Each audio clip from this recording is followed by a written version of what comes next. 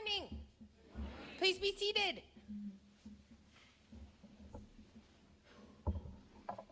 I'm so happy to see you all again.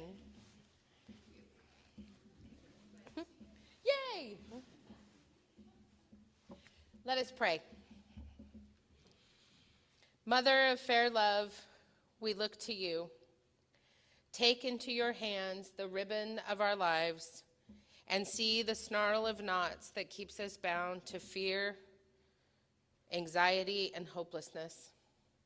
We beg you, Mother, by your powerful intercession and long fingers of love and grace, undo the knots in our hearts and in our lives. Free us to love as Christ loves. Mary, undoer of knots, pray for us. Amen. I'm really happy to be back here at St. David's of Wells. Thank you so much for having me. For those of you who don't know me, I'm Dr. Melissa Bird. I'm a descendant of the Shivwitz band of Paiutes from Utah and Arizona. And of all the Sundays on our calendar, this one is one of my favorites because this Sunday, the third Sunday of Advent, is the midpoint in the Advent season where the church pauses to rejoice because Christmas, celebrating Christ's coming, is near, and it is the moment when we express joy and anticipation for the coming of Jesus, and it's where I get to talk about Mary, because she's my favorite. This is the moment in the season where we are invited to fall deeply into the darkness of these days, where we are able to step back and pause in the holy mystery of winter, where we are called to remember Mary, our divine mother, and the coming of our Savior Jesus, a helpless baby waiting to be born. There is something so special about waiting for the birth of Jesus. For in this moment, we recall with great joy that Mary was willing to take on what Angel Gabriel encouraged her to do, to look bravely into the face of the angelic messenger and say, I am Creator's servant. Let it be for me just as you have said. Can you imagine what courage it took for this woman to take on this task? The task of carrying through life the Son of God, to mother this boy into a man, knowing that he would one day die for all of us. I think that is the most potent thing we can remember in this season of Advent. For the body of God would be nurtured and tended by a woman's womb. The darkness of this season reminds us that Jesus did not come to us as an independent man, but a dependent infant who needed to be held and fed, washed, soothed, tended to, and nurtured. We are reminded at this time of the bravery of a woman to give birth to a little baby during such a time as she was in, to not know where she would find shelter or how she would bear witness as a mother what was to come for her son. I wonder if she was curious about this baby that she would give life to, if she instinctively knew she would give birth to a boy who would one day perform miracles so that we may see again, walk the good road, and find life with each other. In this waiting, we are transformed. In this waiting, we are invited to wrap up in the warmth of soft blankets and hot tea. In this waiting, we are invited to tend and nurture ourselves, to not feed into the capitalistic rush of the holidays, to dwell in our bodies as Jesus dwelled in Mary's womb, to be fully embodied in the mystery of the season of darkness, to take our own pregnant pause. I want to invite all of you here with me today to take a big, deep breath in through your nose and out through your mouth. feel your body. Feel into these dark nights and slow mornings as an invitation to quiet ourselves and be present to our anticipation and joy. To be patient while we are waiting for his appearing. My sacred family members, here we are being reminded on this of all Sundays to remain patient and strong, even in times of suffering, of darkness.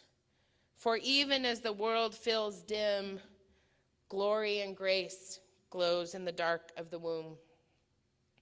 In her book, Black Liturgies, Cole Arthur Riley has a prayer. In it, she says, "As the days grow shorter and the dark of night stretches, may we remember that Christ was formed in the holy darkness of a womb, that our origin is not in a garden, but in the dark. May it be a darkness that opens us to the unknown, that we would make peace with uncertainty and marvel at mystery. And may it be a darkness that forms us into people capable of holding the lament of others." And I guess this might be where the whole sermon is going. Yesterday, I stood with the good folks of Newport and protested the potential ICE facility that may be built there. I have watched as the fine people of Portland and Eugene spend day after day worrying about the people stolen from their families and detained in facilities that resemble the forts where my indigenous ancestors were imprisoned. What we are facing in this nation and here at home isn't new. It is a 500-plus year legacy of brutalizing brown bodies, bodies like Mary's, and bodies like the baby Jesus. And the whole time I was there, I kept thinking about this sermon, of the joy that this day represents in the face of such suffering. I kept thinking about my ancestors who never could have imagined a world where a native girl like me would be born to become an activist, to run for Congress, to preach in a Christian church, to stand up in a community to protest the vile depravity of this administration. And I kept thinking of Mary, who took on a task that I, as a mother, can hardly contemplate, and of Jesus, a baby who would grow up to become a man, who would teach us to give justice to those who are oppressed and food to those who hunger. It takes courage to have hope, to have relentless faith, to know that she had a choice and that her story of motherhood was not so unlike mine, for she chose to love her son as I have my own children. And she also knew that she would go to his death and her heart would break for the whole world. That is the risk we take as mothers, as fathers, as people, to love with our whole hearts, even though they will break over and over again. To know that even as we are bowed down, we are also lifted up by the love of this divine message.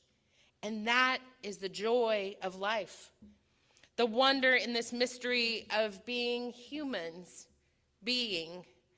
The pregnant pause of this season, that amongst all this lamentation, there is hope and grace and twinkling lights on trees and on houses. That babies still giggle and lovers still hold hands, and I can still find a really bad meme online that says a woodchuck is short for Forrest Charles. I cannot even with that meme I found at 5:30 this morning. I was like, Forrest Charles, what is this? I'm wrapping it into my sermon. Forrest Charles. I can't. It kills me. That we find joy in all this suffering, that warriors still protest, that we carry on because the divine creator has made us in his image, and in his image we are love. We carry on because there is nothing left for us to do but be patient as we await his birth, to love with our whole hearts and have courage like Mary. Like Mary, we are filled with gladness. Like Mary, we dance with joy to honor the Great Spirit. Like Mary, we are brave and courageous and follow the calling that God lays out for us, even if we don't think he's exactly correct. Even though we are small and weak, he notices us. And our faces seem to shine by the light and love of God's infinite grace. We see, we walk, we cry, we laugh, we are blessed. We hope, we love, we fight, we pray for peace. We find strength even in our fear. We wait, filled with anticipation, lifted up by his promise, filled with good things, remembering unending grace and mercy. And so I invite us to celebrate this day and pray together. Divine Creator, Blessed Mother and Father of all that is, be with us as we gather during this season of Advent.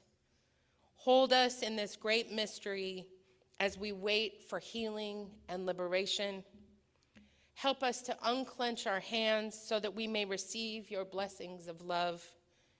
Help us to open our mouths so that we may speak against injustice. Help us to raise up our hearts so that we may have compassion for those who trespass against us.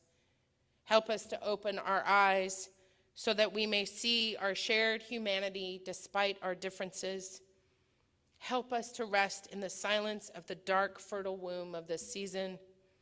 Help us to pause and listen for the joys of life as they present themselves.